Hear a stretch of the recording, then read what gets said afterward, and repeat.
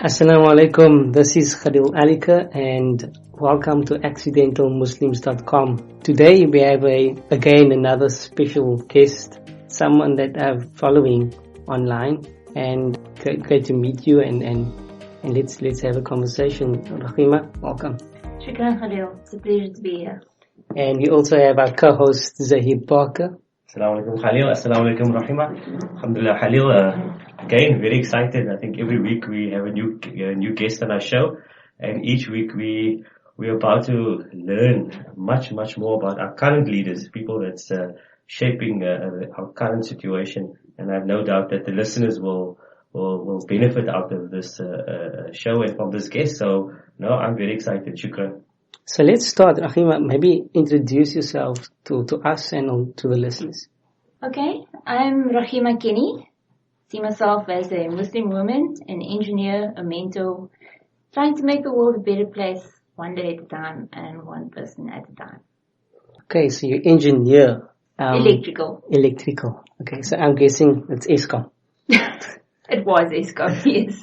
Okay, and so how's that industry at the moment? I mean, at the moment for the past couple of years we've been struggling with load shedding, and so how was your perspective with regards to the load shedding and ESCOM taking the brunt for the past couple of years? Okay, in terms of that, the answer is twofold. Firstly, I think that the public really is a little bit misinformed, and that's why there's so much judgment against ESCOM.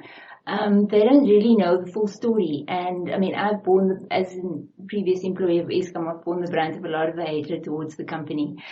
But I also think that ESCOM just hasn't handled it well enough in terms of education of the public, in terms of the decisions that they've made, and in terms of how they handle the challenges. Because yes, it is a challenge. Yes, it was going to come whether we like it or not, no matter how well the company or how badly the company was managed. But I certainly don't agree with some of the things that took place, and I don't want to go into it because it might get me into trouble. Rogeema, if Khalil asked electrical engineering, you specified electrical engineering. Is there some turf war between civil and electrical and mechanical? I can't remember. Or is it just you guys just work together? We do work together. It just depends on what your real passion is. For me, I was not going to go into mechanical because I wasn't really good at drawing, and it's got a lot of like the drawings aspect in it. I basically just made it in first year to pass drawings. Electrical I enjoyed because there was more of a physics aspect to it, and that is what I liked. Although it was never easy for me, I just enjoyed the challenge, and I liked figuring out things, because the fact that once you know a concept, you can apply it anywhere else was very appealing to me, because I wasn't really good at memorizing things. So yeah, and then I guess all the engineering disciplines are about really problem solving. It's, you shape the world around you, and there is no one that is better than the other. It just depends on your personality and where you fit into the system. That's correct. Do you have any advice for graduates, for maybe matriculants that want to go into engineering, whether it's electrical, whether it's civil or mechanical? My advice would be to not doubt yourself and do it. Go for it. Especially females, because, and coming from that environment myself, I can say that a lot of times we doubt because it's traditionally seen as a man's world. And although once you're in the field, you see that women actually do better at it often, even in school, like the girls are just better at maths and science, yet they are more doubtful of going into the field. And there's so many opportunities. Companies are basically throwing bursaries at people. If you do well, if you work hard, if you pass, you can basically study for free. I studied for free at university. My fees were paid by a corporate, and I was really well looked after. It didn't cost my parents anything. And those are the opportunities that's out there that might not be available in other fields. But because it's so scarce and it is difficult, it's going to take a lot of hard work, but there is a lot of rewards in it and there is lots of opportunities in once you're studying and after you graduate as well.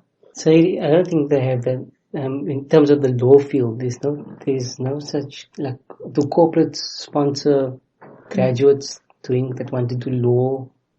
Not as much as I notice in engineering, and not as much as I see in some other professions. But the bigger corporate law firms, they do offer traineeships just to get a glimpse into who the candidate is. And that is most important for graduates or even students that's busy studying, because that gets your foot in the door with those companies. And a lot of students, a lot of people see this glamorized legal profession on the television, and they like to go to these, it would be appealing to get into one of these bigger law firms. So they do have their own programs, definitely. And two of them do offer bursaries, but not as much as Rogeema rightly said, in terms of throwing bursaries around. And maybe that's something I just want to touch on quickly. Bursaries is interesting. There's a few of my friends that did engineering, and a few of them that had bursaries as well. What will happen to that sort of strategy of corporates if the fees do fall?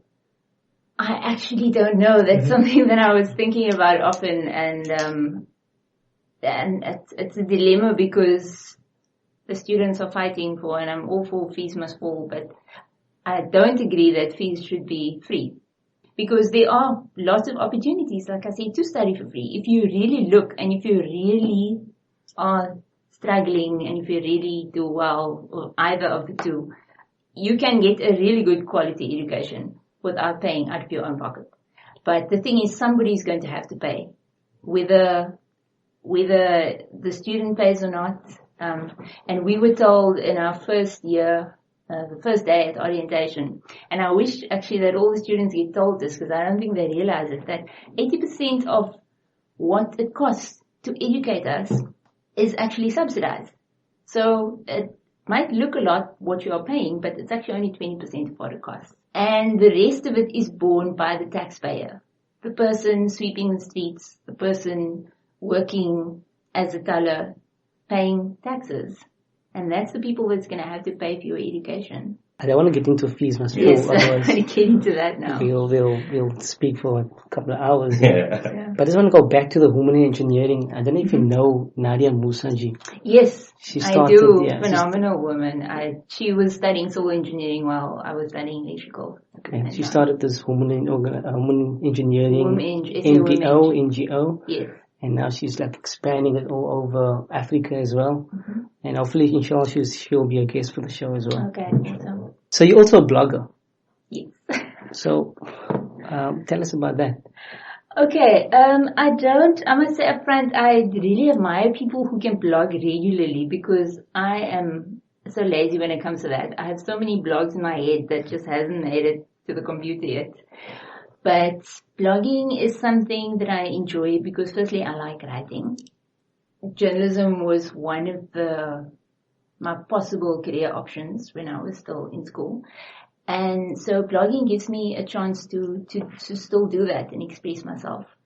And it also gives the outside world a window into my life and how I think and things like that. And I like to blog about inspiring things and things that will motivate people.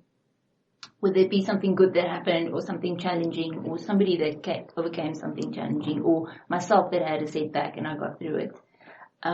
Because yes, I really look to other people to inspire me all the time, and I would like to inspire other people as well, and that's why I use my blog as a tool. And that's why you're here. Thank you. I always tell Zahid to start a blog, because have you ever read his articles or his emails even? It's beautiful. It's like poetry. Awesome. You should have a blog. I dreams of a blog, but like you said, you admire people that has consistently blogging. I'm not one of those people, but I do like to write though. people, again, also about people that inspire me, things that inspire me. In fact, most of my things that you can ask Khalil that I do write about is practical day-to-day sort of thing. For that very reason, you indicated that you want to give the outside world also a glimpse into the window of your life and learn from what you maybe did. And that's basically what I like to do as well. Relate a certain incident on a raw practical level, not too overly academic. And that was my purpose in blogging. Just in terms of the benefits, I know you said it is to express yourself. Why is that important for youth, especially people, matriculants especially, or even students? What's so important about expressing yourself? Well, I think expressing yourself is going to come, it's a part of human nature. It's going to have to happen in one way or another. So it's better for it to come out in a positive way, because if you don't express yourself and you try and keep it in, it's going to come out in some other negative way. And so we just need to kind of harness that energy in a good way and use it in a positive way. And blogging, in a way, it makes you vulnerable, because it shows the outside world, it gives them, you're basically sharing a part of yourself. And sometimes makes you vulnerable. Yes, and sometimes it's things that you're not comfortable with, but you just think, okay, what is going to be more beneficial, me keeping this in or me actually sharing it so that somebody can actually learn from it? So we've been reviewing your blog, well, not we, rather Zahir, and he noticed a couple of quotes, and one quote that came to our hearts was, "Be the best you can possibly be." Can you elaborate on that one? Yes, that's one of the mottos that I live by in life, because I believe that if you're going to do something, then you need to do it to the best of your ability. One of the people that I really look up to and admire is Robin Sharma. He's a world-renowned author, and he always said, anything that you do, whether it's be just sweeping the streets, or whether it be designing a building or designing a bridge or whatever it is that you're doing, if the world watched how you work today, would it rise to its feet and applaud? So are you doing it with excellence? And that is just really important, because I think if you're not going to do something well, then why do it? Then rather not do it. It's better to, in my case, if I look at an engineering example, if you're going to have a bridge that's not strong enough to hold what it's supposed to hold, then it's better to not have that bridge, because to have it there is a safety risk in itself, and it's going to hurt people. And that can be applied, I believe, to any situation in life. So I believe that whatever you do it with excellence. You mentioned Robin Sharma. I also follow him quite a lot. And there's one talk where he mentioned something about leadership, and he also mentioned excellence. And he said he visited South Africa, and he went into the Johannesburg International Airport, our Tambo Airport. He went to the toilet, and the janitor, he said janitor, we call it cleaner. The cleaner said to him, "Come into my office." And he said that is leadership. Yes. Even though he's a cleaner, come into my office. He took pride in his work. Exactly. And he said that's excellence. So it's amazing. What do you think, Saeed? I think that is a perfect example of what we're trying to achieve here, Rogeema. We believe here at accidentalmuslim.com that anybody has the capability of leading and to lead. It's not necessarily just one particular person. By your actions, your conduct, if you reach a particular excellence, that is leadership. Exactly, yes. I don't know what you would say to that. You don't need a title to lead. You can lead without having a position of leadership, because it's not about the position at all. It's just about how you carry yourself and how you behave. And funny enough, you'll find that when you do that, you will end up having some kind of following and followers. Saeed, you mentioned that you have a question that you're dying to ask Rogeema. So go for it. Thank you, Khalil. I've never met anybody that has a black belt, and I don't know what second Dan black belt means. I'm sure it's something to do with excellence, Rogeema. Please enlighten me. Okay, I think you should change that statement to you've never met a black belt that you know of. Okay. Yes, I know Chuck Norris. No, but especially Because you might have met somebody and not known that. possibly. No, you're correct, yeah. But I think what stood out for me in that is not only the fact that you were second dan black belt, and I'm sure there had to be a lot of challenges to get there, but as a Muslim woman, that's not something usual. Yes. Yeah, my journey to black belt started, when I was very young. I've always loved watching karate, like on TVs and the movies, and like, wow, that is awesome. Until I decided, and my dad actually suggested, why don't you do karate? And I was like, do karate? Oh my word. And then I was like, oh yes, why not? And then I started it and I loved it. And I think, everybody that starts doing karate, they've got dreams of becoming a black belt because that is seen as the ultimate in achievement.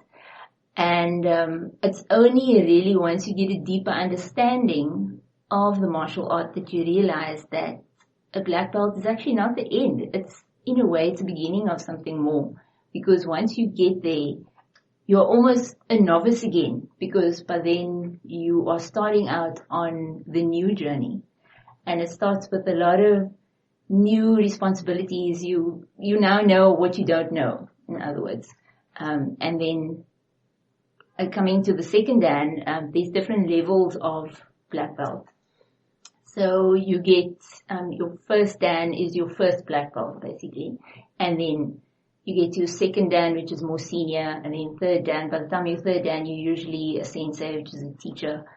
You are expected to do quite a bit of teaching by third dan already, even if you don't see yourself as a teacher. And then by the time you get to fourth and fifth, that you usually by then of the most senior in the country, and then by sixth or seventh dan, you of the most senior in the world. So theoretically, you can go up to 10th dan, but I think there is only about people up to 8th dan alive at the moment. So, yeah. That's, so you were how many steps away? 6 steps. A very long way away. My journey to black belt is actually, it was quite difficult. I had a lot of hiccups, because I started really well. I did well. I, enjoyed it, and then just before, from brown belt to black belt, there's 3 steps in between, although it's one color. So I got through all the brown belts. I was scheduled to go for black belt, and before you go for black belt, you have to do a black belt assessment to make sure you're ready. And then the grading for black belt is about 5 to 8 hours long. And then they grill you, make sure you are completely finished, and by the end of it, then you've got to do like the fighting where 2 people attack you at once, and you got to fend that off. And the assessment is something similar, so it's about 5 hours, a little bit shorter, but it's basically to prepare you for the grading. And I passed the assessment and everything, and then a couple of weeks before the grading, I went social ice skating, and I fractured my ankle, and I couldn't walk for 2 to 3 months. And I was in matric at that time, and my classroom was upstairs. I had to go to every day with crutches. So that put an end to my black belt grading at that time. So I missed the grading, and then I started studying, and I studied I was in Bellville, my dojo was in Claremont, and it just didn't happen until and then it took a while to get my fitness back to what it was again, because I was extremely fit by the time I was basically ready for the grading. And then it took me almost another 2 years to finally get my first black belt. And then another, I think, 2 years to get the second one. So black belt's like a degree or like a... It is like a degree, yes. Okay. The second dan is like a master's, I'd say. And yeah. So the 8th dan will be like guru. Yes. A ninja. So do you practice karate? Like do you ever beat someone up? Oh yes. Okay, let's not talk about it. Yes, I have beat people up. I was quite hard on myself because I used to do competition as well. I loved competitions. So I represented South Africa in the World Champs once. Wow. And so to get to that level, you kind of have to push yourself really hard. And often you've got to seek out a challenge because, I mean, you're in the class and you've got to compete on the World Championship level. So you've got to find the best people that you can find. And so I often used to fight with like bigger guys who are much bigger than me, much better than me, so that they can beat me up, so that, you know, so that I can actually get that challenge and I can get better. And it worked, and it actually does make you better. And if you don't, and in life as well, that's why I love the way karate actually correlates to life. Because if you don't seek out the challenge, you're never going to get stronger. Yeah, so you mentioned the correlation between especially karate and life and sport. So you think obviously sport is essential for us. As well. Sport is really, really essential. I have a sport that I enjoy. I enjoy running at the moment, and I've gotten into triathlon as well. But, you know, there isn't one sport that is, I believe, superior to anything else. It's what you enjoy. Because if you don't enjoy it, you're not going to do it. So you've got to find something that you like and then do it. So remind me again, triathlon is swimming, jogging, cycling. Oh, yeah. Swimming, cycling. And running. Running. Wow. That's swim, cycle, run, all in one day. It's amazing. I'm doing one next week. Oh, lovely. Where are you doing it? Slanghoek Triathlon. Oh, nice. Nice. That's a nice one. Yes, it's stunning. I love it. Yeah, I just recently getting back to some sort of fitness, so I made myself all the way up to Lions Head again. Okay. I haven't done that in about 3 years, but and the week before we were on the mountain again. So I think just being out in nature, being part of some sort of fitness and sticking to it, and consistency, I believe that's something which karate can also, and sport itself does bring. Just got a confession to make. I never made it past white belt. I think it was only a month at karate, but be that as it may. Rogeema, just moving on a bit from that, one of the things which I found quite interesting was on your website, on your blog, was you asked the question, what would you do if you weren't afraid? I found it to be quite profound. Can you maybe elaborate on that? Because yes, that was a picture. The picture that you saw was actually taken at the Facebook headquarters in Mountain View, California. I was on a program there last year. Well, not at Facebook, but in Silicon Valley. And that quote really spoke to me because it just makes you think. And at that point, I was at a crossroads in my life. I had to make a really big decision. And it just spoke to me because it made me think, okay, a lot of times we decide to do things or not to do things based on our fears. But what would we do if that fear wasn't there? And it doesn't mean that you will never be afraid, because yes, I'm still scared and I have fears every single day about lots of things. But to overcome that, that is where courage comes in, because courage is taking action in spite of that fear that you have. And then I really believe that you need to surround yourself with people that will challenge you in that way, that will not let you make decisions based on what is safe or based on what you think you should do, but what should you actually do? Weigh up the pros and cons and actually make a decision based on the facts, not based on, oh my word, like I'm going to have to get out of my comfort zone, because you actually do need to just get out of your comfort zone. It's true. So I'm thinking more. I actually stopped listening when you said you went to San Francisco. Because I always wanted to go to Silicon Valley because I'm in technology. So explain Silicon Valley to me. It sounds amazing. It is. It was actually one of the highlights of my life. It changed. I think once you go there, you cannot come back the same person. And also, just what we mentioned earlier about all the opportunities, I'd just like to make a point that this is one of those opportunities as well. And there's many of them. I was part of a program called Tech Women. And it's a program, it's sponsored by the US government. And it's for women in STEM fields. So it's a science, technology, engineering, and math field. And they choose, every year, they choose 99 women from 19 countries, depending on the year, from Africa, Central Asia, and the Middle East. So it's a very, very competitive program to get in, because it's like 99 women from all these different countries, and hundreds and thousands of people apply.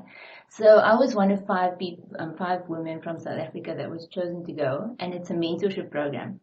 So we were in Silicon Valley for a month, and then we went to Washington for a week as well. It was fully sponsored, like they paid for everything, put us up in a schmancy, fancy apartment, and, paid for food and everything.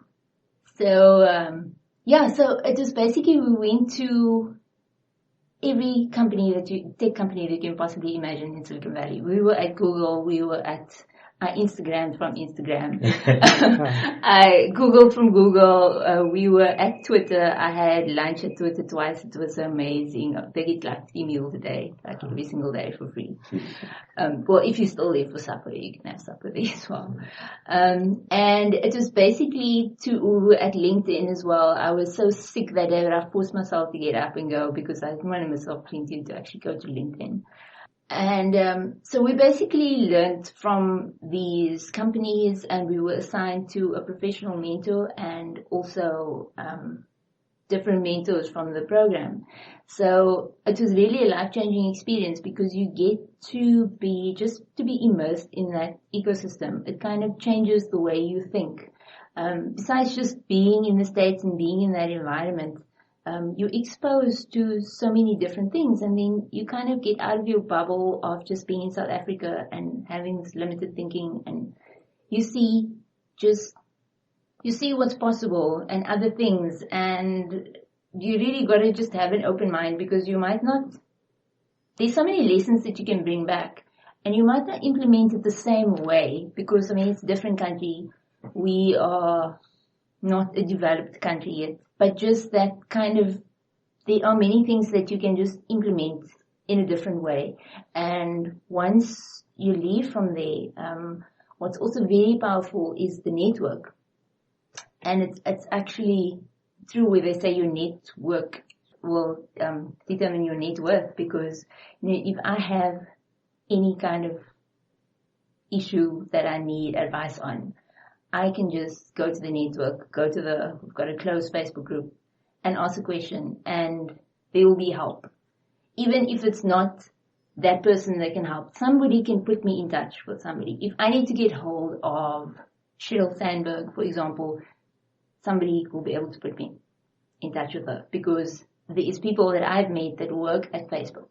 So, and there's people I've met that work at Twitter. I was, for example, at the electrical power company, like the Eskom, Pacific Gas and Electric. So I could be connected with a lot of people there. So even not my direct mentor, but other parts of the company that I wanted to see. For example, I wanted to see how the gas procurement works, because we don't have natural gas here.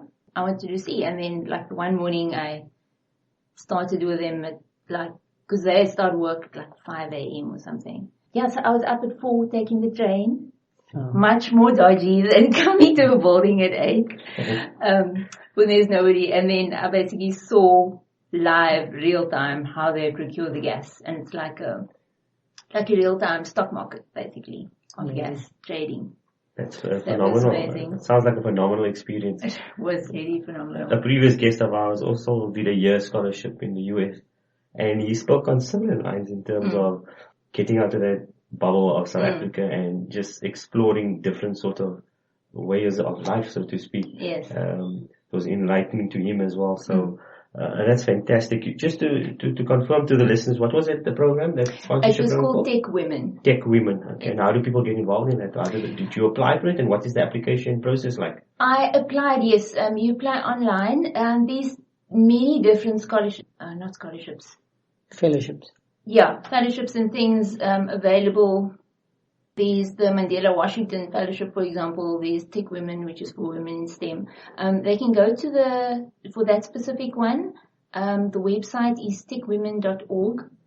So all the 2016 program is just busy finishing now, actually. So applications for next year will open round about January or so.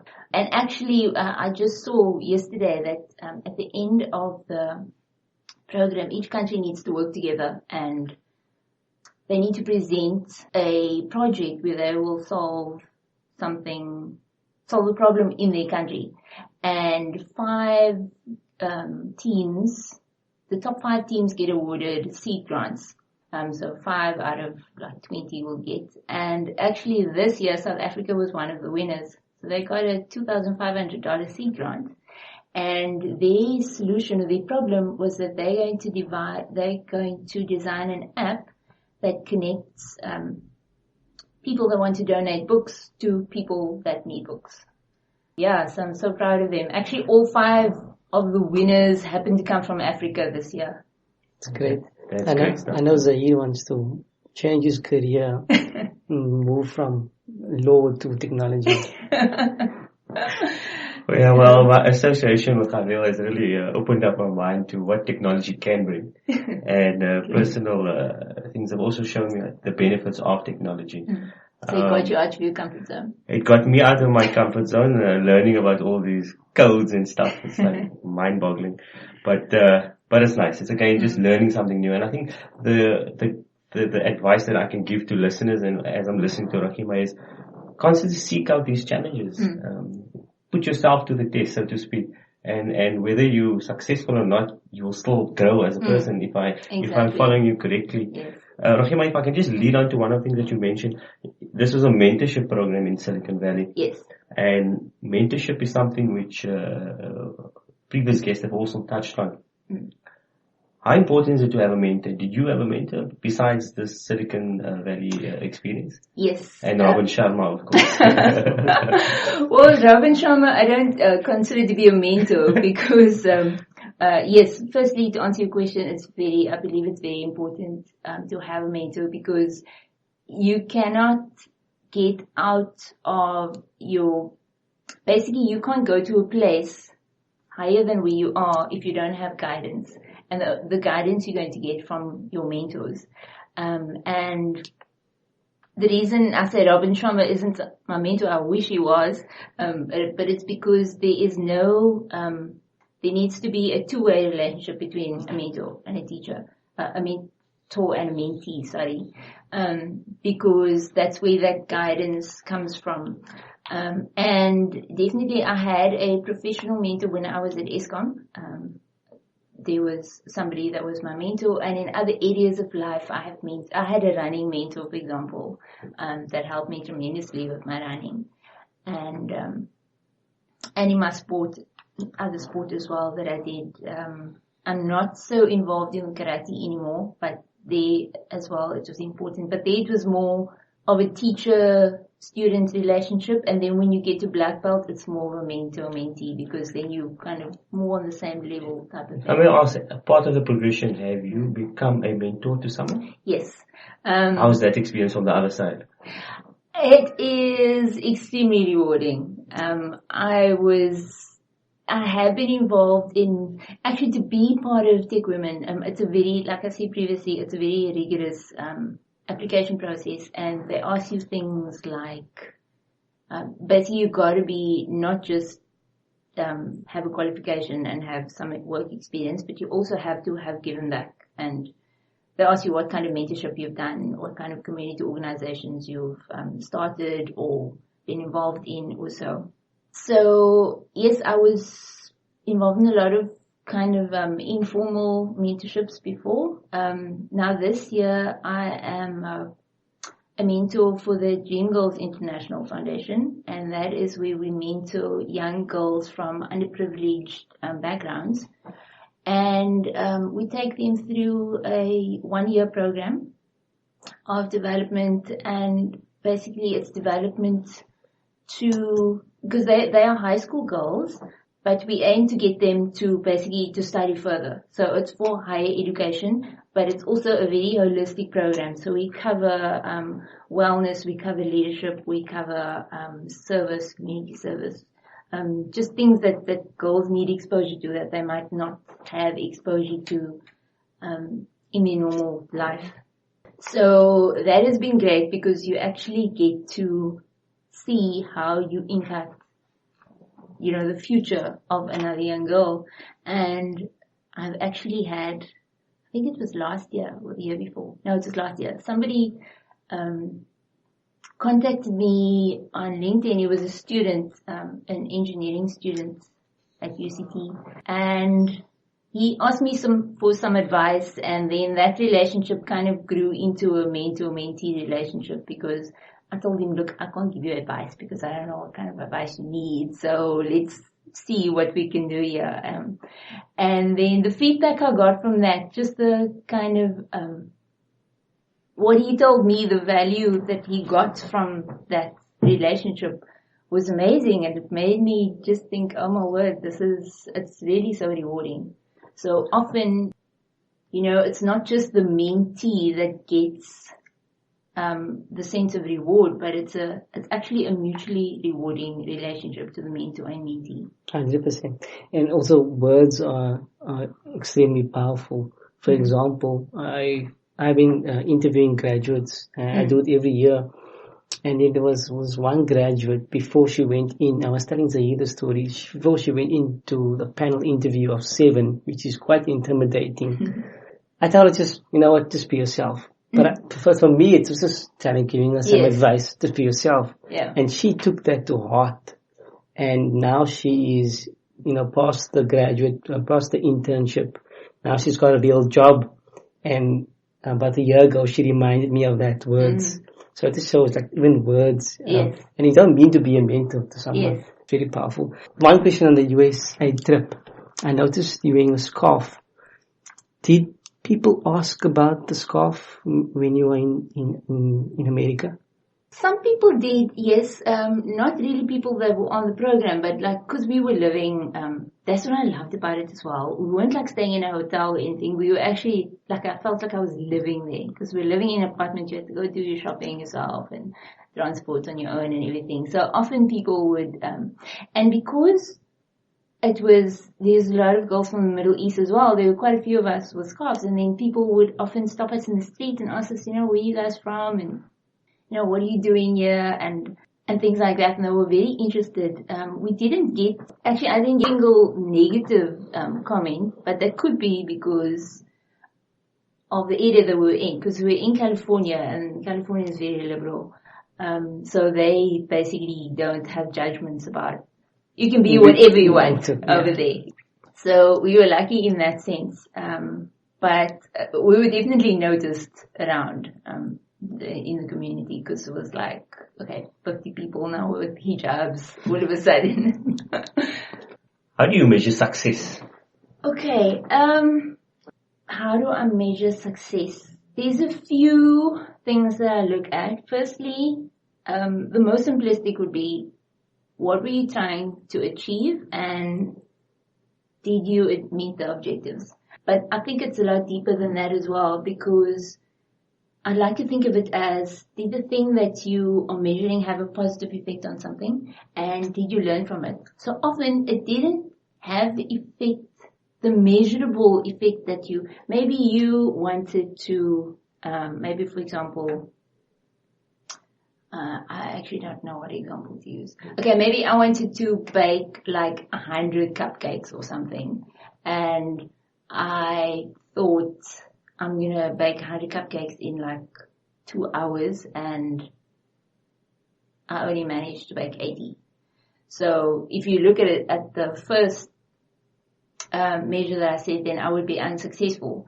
But then if you look at it in the sense of, okay, but maybe they actually only needed 50 cupcakes and I wanted to exceed that and I made 100 and I actually made 80. So, and then what did you learn from that? So I learned that you can't try and bake 100 cupcakes in 2 hours. And that's a very simplistic example. But I really believe that failure is part of success, because if you never failed at anything, it actually means that you didn't stretch yourself. Because what is your limit? Actually, you've never reached your limit, so you wouldn't know. So if you fail at something, what are the learning outcomes? What did you learn from that? And when you can actually learn and implement it better the second time around, whether it be a business or anything like that, then I believe that you were successful. It's a nice way of looking at what you say, Khalil. Failure is a delayed success. I have a question. I want to know, what's your favorite Quranic story or verse? I think my favorite Quranic story is the story of Nabi Yusuf, because it just covers so many different things. It covers perseverance. It covers, controlling your nafs, patience, so many things. And it's just so inspiring. Whenever I read it or I hear it, it just often brings me to tears just to think about how inspiring that story really is. No, definitely. I named my son Yusuf actually. Okay. So, it's. I think it's a story that can inspire a lot of people. And if you think about when Surah Yusuf was revealed, it was to inspire the Prophet ﷺ after his year of sorrow, if I recall correctly. And maybe that leads into my next question. What inspires you? Okay. What inspires me firstly is excellence. I love seeing people do things really well. Even if it's something that I have no interest in. Even if it's like a ballet, which, I'm not into that at all, but just seeing a ballerina, just the perfection of it really inspires me a lot. Then also humanity, people showing compassion for other humans and the lengths people go to display that. And I think something that inspires me the most is people succeeding against incredible odds. It is just amazing what the human spirit can do often. And when you hear stories about people that were just in a seemingly hopeless situation and they came out of it, it's very inspiring to me. Been dying to ask this question. I've seen that you're author. Oh, yes. So tell us about that. Okay. Yes, I'm a co-author of Empowered. It's a book, it's a personal development book. It's a collection of short stories. And I got involved in that book a few years ago when I was, because I really try and immerse myself in a lot of personal development all the time. And then once I was on a conference call, just listening in, not really participating in it, and it was about the compilers of this book, Stephen Ian Leebeard, and it was the Wake Up, Live the Life You Love series. And the conference call kind of, the reason I tried to be on it was because somebody had once sent me a book. It was somebody from Europe and I won a prize and it was this book. So I was like, oh, that's like the same book or the same series. Then you listen to what this guy had to say, and then he was speaking about this book that's going to come out, and they're looking for a couple of authors. And what's cool about the book is that there's like famous people, like Dr. Wayne Dyer is also in there, John Astor is in there, and then they have like ordinary people that has really extraordinary stories. And then I was like, oh my word, that's amazing. One day when I made it, I'm going to be in a book like that. And then that was the end of it for a while. And a while later, I thought about the story that I always relate to people.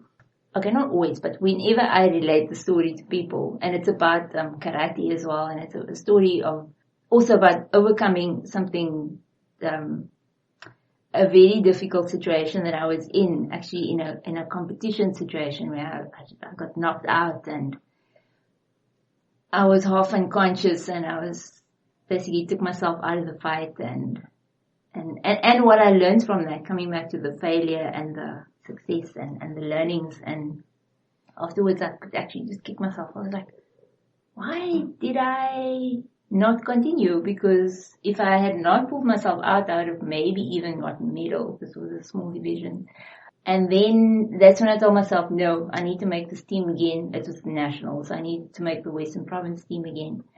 And I made the team. And then the following year, a similar thing happened. I was knocked out like even harder. I was bleeding. The physios, the first aid people told me, no, like you cannot continue fighting. I said, no, I am going to continue fighting. There was nobody that could tell me that I'm not going to continue.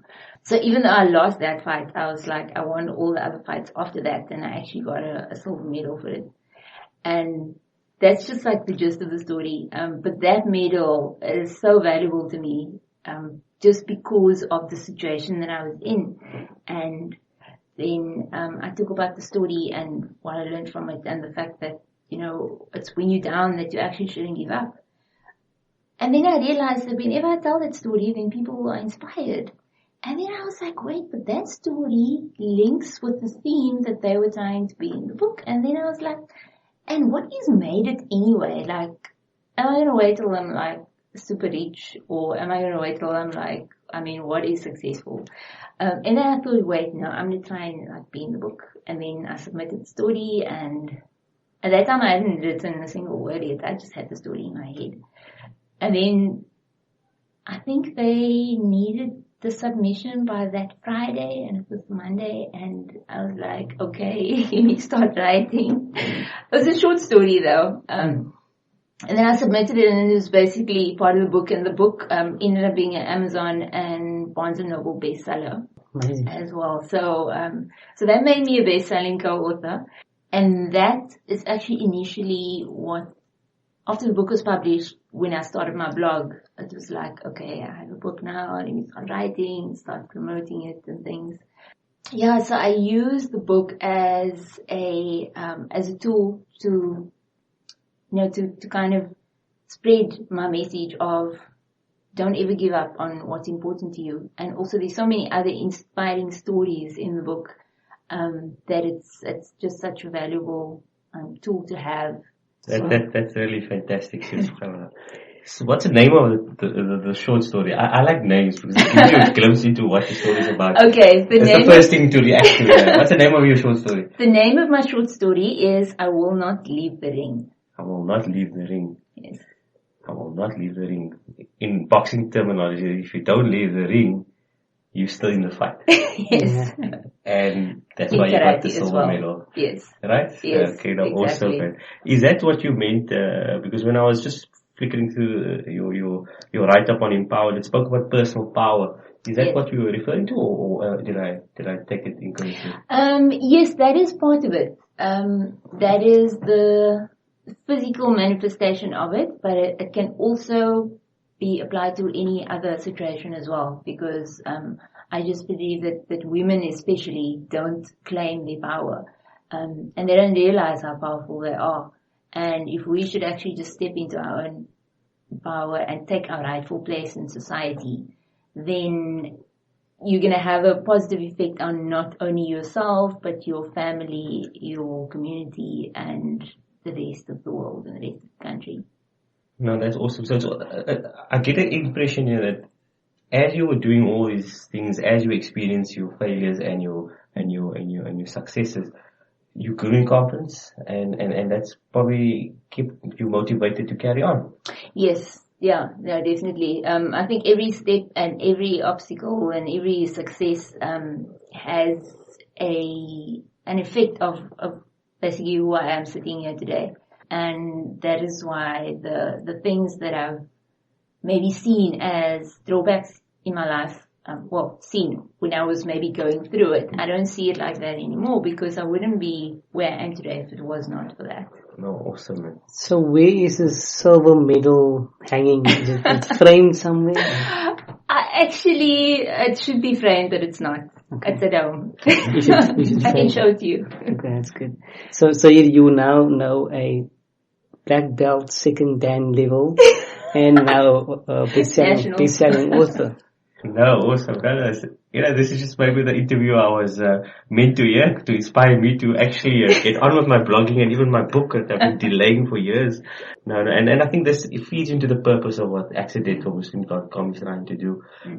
I'm listening to you here and my mind is going, okay, connecting the dots. I've got this ideas in my head, but what we try to create out of this is people to show people your story. Or not only yours, people's stories within amongst our community. And hopefully there's other people sitting and they're listening and they can get inspired to actually stay in that fight and actually commit to something that can have a positive effect, not only on themselves, their family and ultimately the community. So I think that's part of our nation building should be, we all should inspire each other. Yes. No, I'm really enjoying this, Khalil. Rogeema, I want to respect your time, so just a couple more questions. No, it's fine. Don't worry about my time. How would you describe yourself in 3 words? Okay, 3 words. 3 words is very little, but I'd say committed, ambitious, sensitive.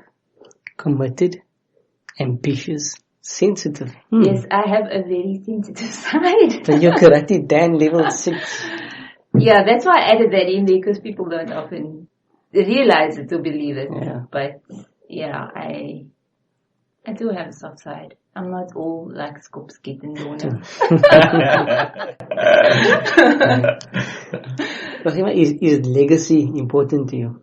Yes, absolutely. Legacy is kind of part of what drives me, because I always think of, okay, if I should die today, if I should die tomorrow, what is people going to say about me? And not just things like, was she a good person or not? The thing is like, what impact did I leave in this world? What is going to transcend me being here? And that's a small part of also why I blog, because that's going to be there past me. It's a website. And hopefully people, when I'm not here anymore, will still be learning of those lessons. And everything I do and a lot of the things that I do is just kind of trying to make an impact, even if it might be small, but to make an impact, to make the world a better place. Because even if people don't say it, I want to know that when I leave here, I have left a mark that wasn't here before I arrived. So Zahid, blogging and legacy. You see the parallels? And book. And book. I'm starting to see all of these things. Rogeema, just again, we do want to respect your time, but I think this is something which, as I'm talking to you, this question I really wanted to ask you is, as a Muslim woman, what do you think is the most pressing challenges, and why? But more than that, what do you think Muslim women are doing right today?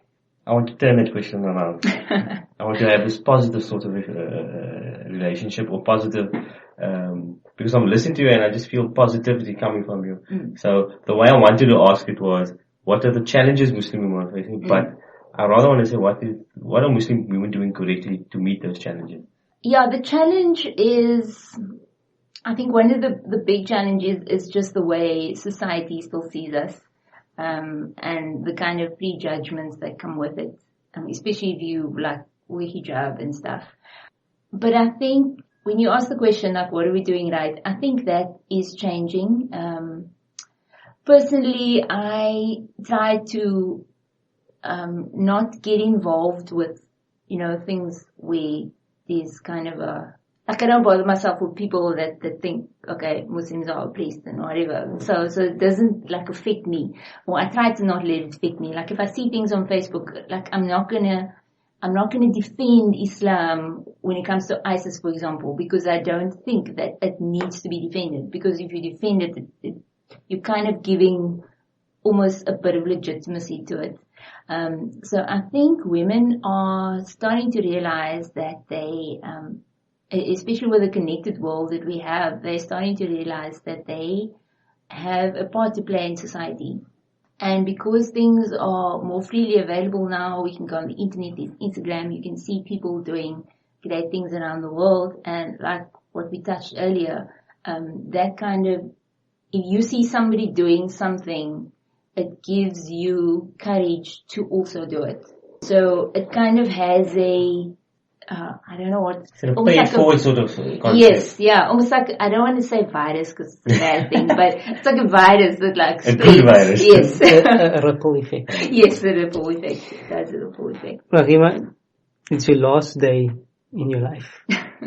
And you only have enough energy to say one or two sentences to your family and friends and people around you. What would you say? To those around me and to my family and friends, I would like to, obviously the usual, like I love them and all of those things, but if I take those things away, I just like to leave a message of always be true to yourself, because you have to live with yourself, and if you are not yourself, you're always going to have to pretend to be a different person to different people. So don't ever give up on what's important to you. Believe in yourself. Believe that you can conquer the world. And don't let anyone, including yourself, hold you back from your own destiny. Be yourself because everyone else is taken. Yes. I really enjoyed Rogeema's presence. I've learned so much, so much positivity. You really inspired me, and I hope you inspired the listeners as well. Thank you for coming. Thanks, Khalil and Zahir. It's been a pleasure. I really enjoyed it as well. Alhamdulillah. I think I'm going to leave the listeners with this quote. The greatest gift you can give yourself is to fulfill your own destiny. Rogeema, shukran for your time. I really appreciate it. And that quote is something which I've been reading over and over all week as well. Without even hearing your explanation, it's already making me think about certain things. And I know that listeners out there will. And what you've shared with us today, your story that you shared with us, I have no doubt that it will inspire our current leaders, our future leaders as well. Because I think our youth out there are looking for role models. And we make dua that Allah subhanahu wa ta'ala keeps you fit and healthy and full of strength and makes you progress from step to step. And shukran for being here. Afwan, and shukran very much for the opportunity.